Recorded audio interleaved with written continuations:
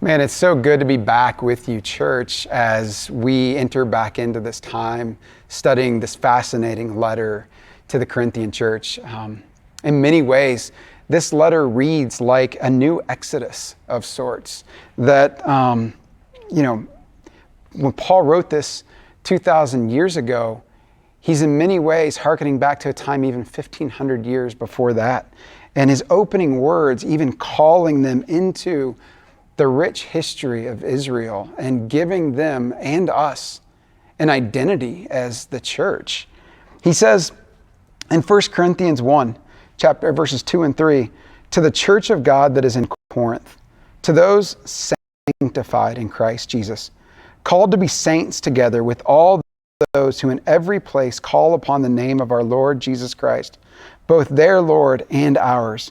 Grace to you and peace from God our Father and the Lord Jesus Christ. These words, sanctified and saints, are the same words we translate as holy. And Paul calls them holy. This first century church in Corinth, if you remember from the teachings before, the first non-Jewish majority church, or we could say the first Gentile majority church, or another way to say it would be the first nations majority church. It's filled with pagans from every background and culture Corinth had to offer, and yet it's called holy. Turns out, this church of sinners is a church of saints. Now, I don't know if you remember as we were beginning Corinthians a few months back, and why I kind of wanted to start back here in the opening lines of this letter Paul sent. But when he calls them holy, in Greek, this word for holy is hagios. In Hebrew, the word is kadosh. The first time that appears is in the Bible, is when the people who've been brought out of Egypt at the Exodus, God pulls them out of Egypt, and it's in Exodus 19. He calls them kadosh, holy. And that's the first time ever that these people are called holy. It says, you shall be my treasured possession among all peoples, for all the earth is mine, and you shall be to me priests and a holy nation. 1,500 years after that, Paul is writing to the church in Corinth, and he's saying, you church are God's treasured possession. You are his holy people. You've been called essentially into a new exodus, out of slavery, not to Egypt, but to sin, and into the life that God has and is offering you, out of the old world marked by death and anger and envy and strife and jealousy and lust and greed and divisions, and now called into the new world and the new week, as we talked about last week, that God is creating. You're now called, you're set apart as a people of God for the world. And he's telling them, look, I'm calling you, you're called out of Corinth, but you are also called to Corinth. And so he's not calling them out to live in a bubble away from everybody else. But Paul's going to remind them that they have a mission back to the people that they've come from. And he's going to remind them that, yes, you're being called out of death, but you're also being called into a vocation of life. And you've been set free so that you can go and set others free. That's what Paul's doing here in the letter to the Corinthians.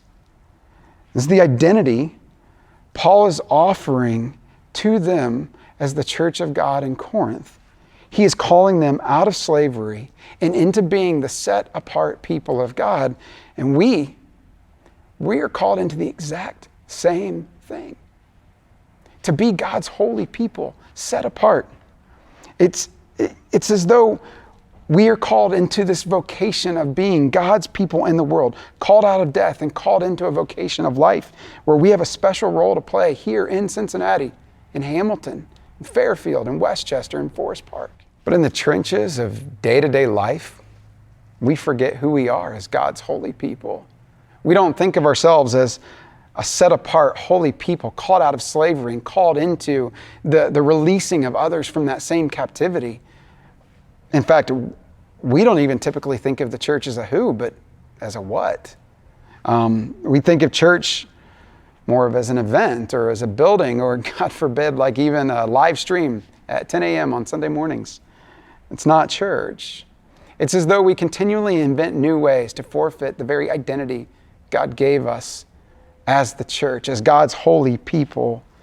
And recently, it seems like the church has almost settled for being a brand, if you will, and where we have people and friends who hop from one church to the next, just jumping into the next best brand of what's going on and hoping that we can wear whatever the next cool church thing is. And now look, there's a lot of really good churches here in Cincinnati.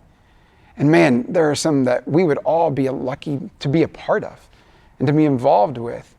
But what we can't do is just hop around from one to the other, trying to find the next best brand to be in our lives. But maybe the most pervasive compromise we've made in the history of the church has been turning the church into a building. And over the years, the church has called these buildings made with our own hands the house of God or the Lord's house. Bring your tithes to the Lord's house. And yet, depending on what tradition you come from, you may have even called this the temple. And we even invent little children's songs that say things like, you know, here's the church, and here's the steeple, and open the doors and see all the people. And that's a lie from the pit of hell. No. It's like, here's a building, and open it, oh, there's the church, and there's no steeple. We don't do those anymore. But that's not what we're supposed to be. The church is not a brand. The church is not a building. The church is a who. It's an us. We are the church. And I'll just say this, as long as I'm leading Red Door and you have the elders here that are part of this church, we won't be singing that song in any of our children's classrooms. And we will not be putting the word church on any building, because that's not the church. The church is a people of God. The last time we were together going through this rich letter to the church in Corinth, we had ended in chapter 3, and right there in the middle of chapter 3, Paul calls the church God's field and God's building. And he says literally in 1 Corinthians 3:9, you are God's field, God's building. Notice the you, or the plural there in Greek, it's the y'all. It's the who. The church is not a building of steel. The church is a building of people. And these are not random metaphors that Paul just pulls out of thin air. It's not as though he's looking out his first century window and seeing in the clearing a field and a building and going, oh yeah, that'll do.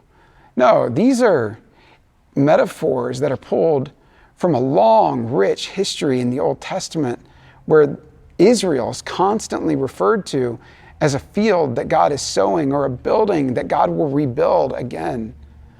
In fact, the prophets would frequently speak about how God was going to replant Israel again into their land. And hence Jesus comes along and he talks about a farmer sowing field into a seed frequently. This isn't just because he's tapping into the stories of farmers. He's tapping into the story of Israel. And he's telling them this is what God is doing. He's doing something in you and through you. You are his field that he's replanting. But the prophets also talked about Israel as a building that God would rebuild. In fact, Isaiah, Amos, Ezekiel, Jeremiah, and others all spoke about how God would rebuild what was torn down, the ancient ruins left by the devastation of Babylon. All of that would be rebuilt again. But you have to remember that these ruins were not just ordinary ruins. These ruins were the ruins. Because God was talking about building his temple again. The very symbol of all that was Israel was located in that temple. They were the people of God. They were in relationship with him. And it was at that place that they met together and had a covenant relationship. And when that was torn down by the Babylonians, that wrecked them. And so they looked forward for the day when God would rebuild it again. So when Paul comes along and he says to them, you are God's building. This isn't just any building. This is building with a capital B right here. And Paul is telling the Corinthians, and now us, you are God's temple. Now look, you can be forgiven if you don't understand like the revolutionary meaning of what's going on when he says this. But you have to understand these words absolutely were revolutionary. I mean, these would have been mind-boggling, because the part you may not realize is that the temple in Jerusalem that had been rebuilt and then massively expanded upon in that first century time period by King Herod, that thing's still standing. The Romans haven't destroyed it yet. And when Paul is calling them the temple of God, he's not just saying you're the temple. He's also saying that place over in Jerusalem, it's not the temple. It's just brick and mortar. It's nothing. That is a revolutionary statement and a radical shift for Paul and every single Jew who would come along. I mean, as kids, they understood and they just grew up knowing that the temple was the center of all life. It was as though the temple was a heart that would pump the love and presence of God out into the world from that central place. And Paul's going, not the temple. You are the temple. There is one God, and he has one temple. And that temple, it's you. And so, he would actually say it this way in Athens, which was where he was right before he came to Corinth. It's a neighboring city, actually, to Corinth at that time. And when he's speaking there on this area called the Areopagus, and he's speaking to a whole bunch of people, he says, look, the God who made the world and everything in it, the God that he was telling them about, the God who made the world and everything in it, the Lord of heaven and earth, and he does not live in temples built by human hands. In other words, God doesn't live in temples built by human hands, but God does live in temples built with his hands. And so Jesus would actually say it this way when he's talking in Matthew 16 to Peter, I will build my church. So church, this is why Paul opens up the entire letter he sends to the Corinthians with the words to the church of God in Corinth, not to the church in Corinth. This was God's people, God's building, God's temple. And listen to me, church. You are his church. You are his temple. So Paul is essentially saying to them, you, church, are being invited into a new exodus, out of slavery to sin and death and the old way of life, and into the freedom of the children of God, and into this idea of now building a new temple and a new place where this covenant relationship is formed between God and his people.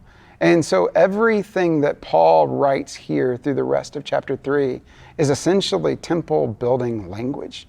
And we have to catch that.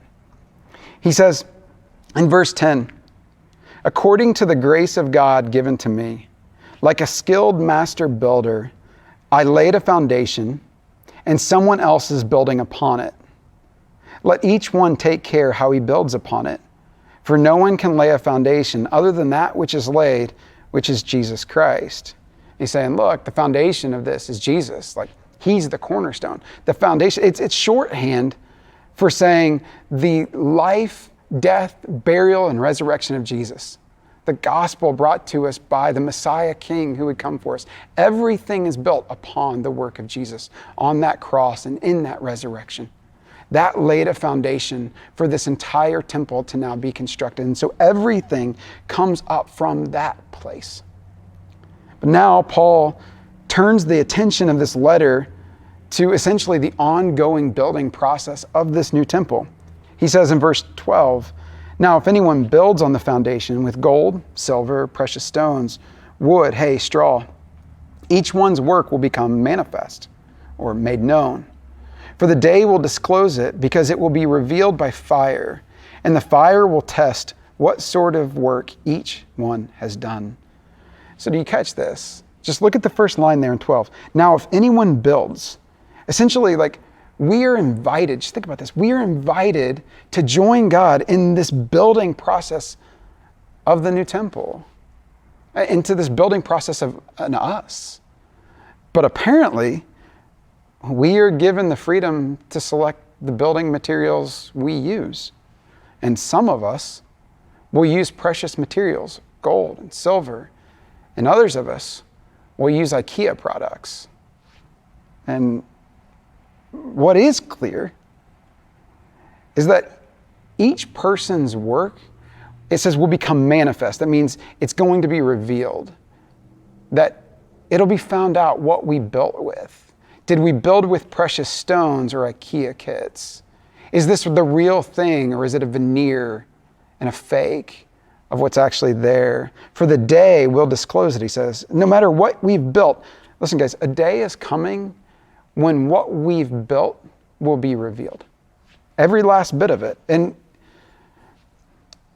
the interesting part is that apparently it all looks the same from the outside. That you don't know until you get to that day. And then it's in that day that everything will be revealed. We don't know what we're all building with, because in many ways we can fake it. And from the outside, it looks the same. You look like you're pouring into this community. You look like you're building up one another. But in reality, your heart has grown twisted and turned. And everything you're building is just simply a veneer of the real thing. But a day is coming when it will be revealed. And if we build our churches off of marketing and celebrity and good strategy, Instagram and leadership tactics, it's going to be revealed. I mean, if we're building, if just words and not actions, just empty words, that will be revealed. I think when we see churches fall apart, or we see things come down, it's like an advance of that day when everything will be revealed.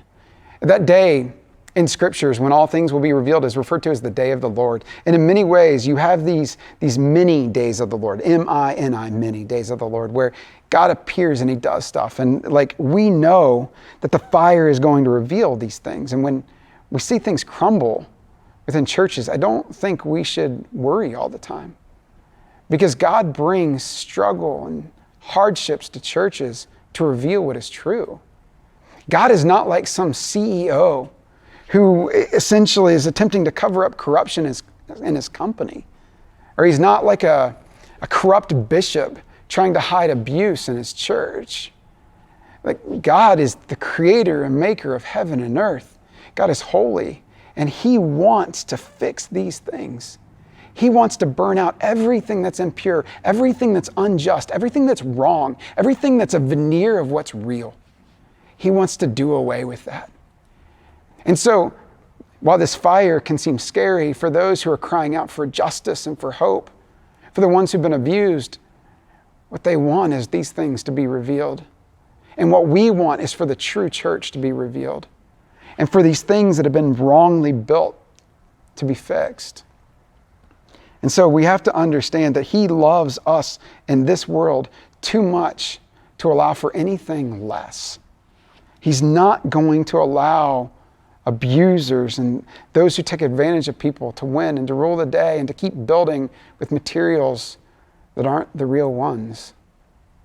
But what are these precious materials? Like, what is the stuff of gold and silver and valuable stones? Is it not the same material as that of the foundation? Is it not the things of Jesus? I think in many ways we could essentially look at the Sermon on the Mount that Jesus gave and see in that the precious materials that we build ourselves in this church out of. It's turning the other cheek. It's walking the extra mile. It's loving our enemy. It's true prayer, not faked prayer. It's loving acts of self-sacrifice and service. It's caring for our neighbor. It's learning to not just give, but also receive. It's moments after moments after moments of forgiveness and learning to be the people of God in this world who offer these precious moments of forgiveness to those who've hurt us. That's gold. It's choosing joy in the midst of suffering. It's choosing unity in the midst of disagreement.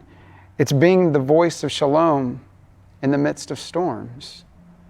I think this is the stuff that we build out of, and it's what we are called to as the church. In fact, when Paul writes to the church in Ephesus, he says that God has given to the church the apostles, prophets, evangelists, shepherds, and teachers for the building up of the body and the equipping of saints for the work of ministry. Like that he's given the church these gifts of you to build up the body, to build this temple. And so the question is, are you building this church, this temple, God's way? Are we building with the same precious materials as the foundation? Paul continues in verse 14. He says, if the work that anyone has built on the foundation survives, he will receive a reward. If anyone's work is burned up, he will suffer loss, though he himself will be saved, but only as through fire. Do you not know that you are God's temple and that God's Spirit dwells in you? If anyone destroys God's temple, God will destroy him, for God's temple is holy, and you are that temple. Now, here's what's interesting, is that there are three main metaphors and ways in which Scriptures speak of the church. And one is that of the temple, this building that we see here.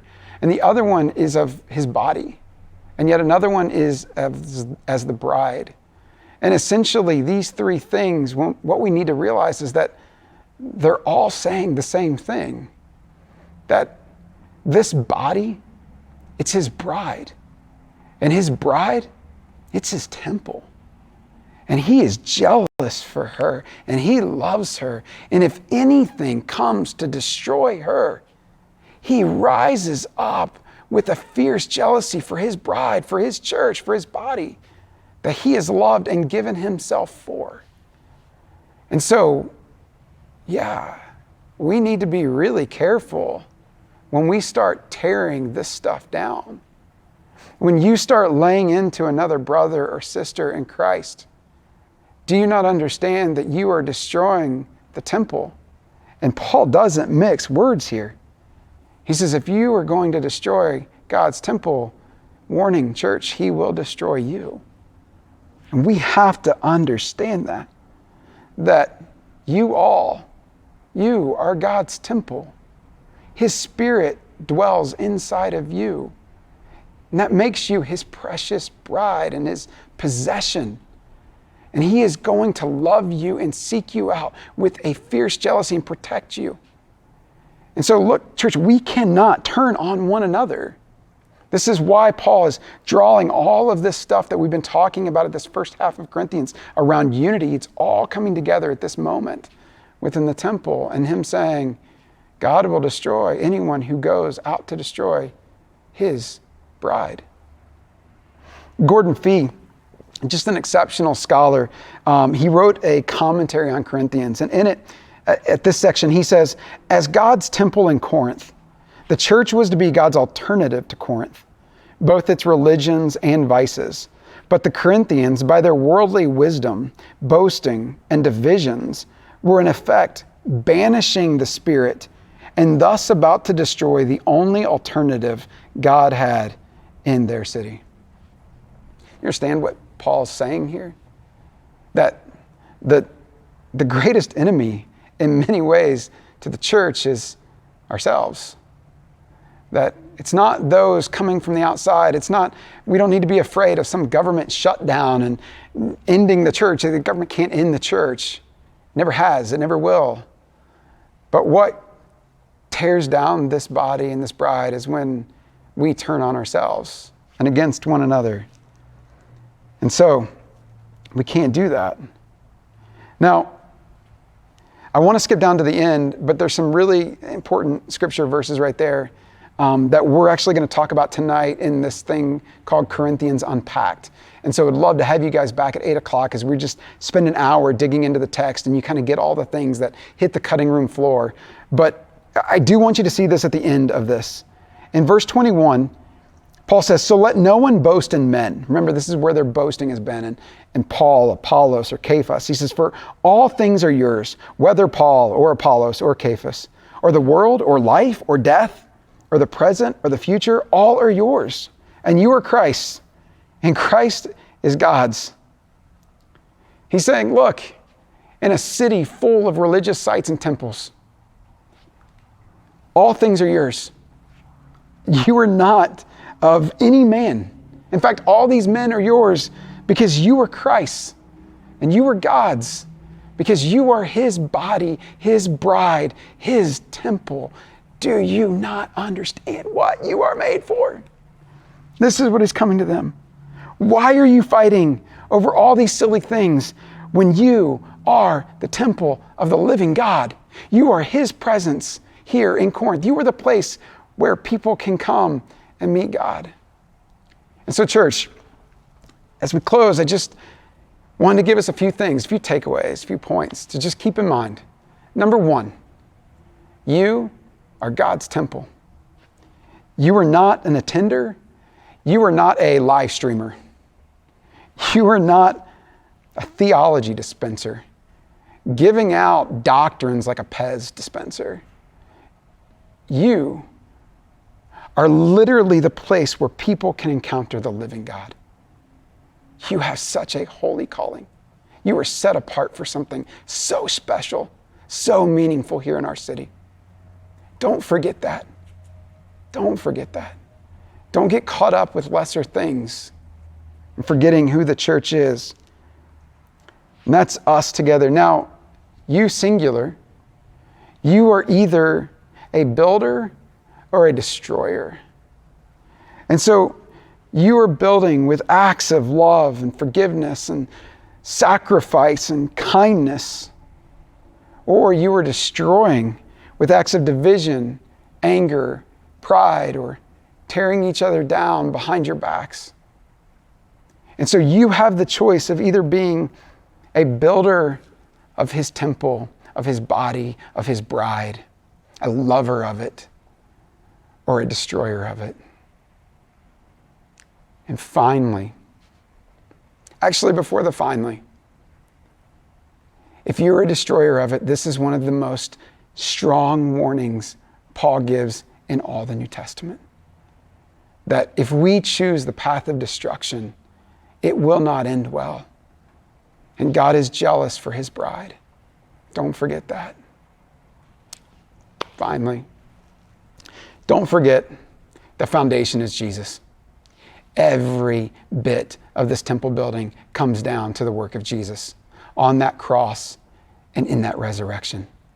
That you church, you were bought with a price, and he was killed for your transgressions and for the things that have gone wrong. We are so messed up by sin and in this broken world that cross had to happen. But we are so loved that he chose to, and you were raised, and he was raised for your justification, to set things right, to make them the way that they ought to be, so that you could be called holy, his bride, his body. And so as we end, I just want you to know more than anything that we have an incredible calling out of slavery, but also an incredible calling into life, to these people here in our city, to be the temple, the place where God and people, his creation, could meet together. That we would understand we are living, breathing, walking embodiments of the presence of God in this world, and we cannot compromise on that. And we have to hold fast to the fact that Jesus is the foundation, and every bit of that, he is what we continue to return to. And so, church, may you know that in your bones. May you be the people of God here in this city. And may we just light this thing up with the presence of God in some incredible ways. I'm looking forward to the rest of the study through Corinthians. Guys, thank you so much for being a part of this live stream with us. I'm looking forward to going through this book of Corinthians even more together as we move forward. Be blessed. Have a great morning.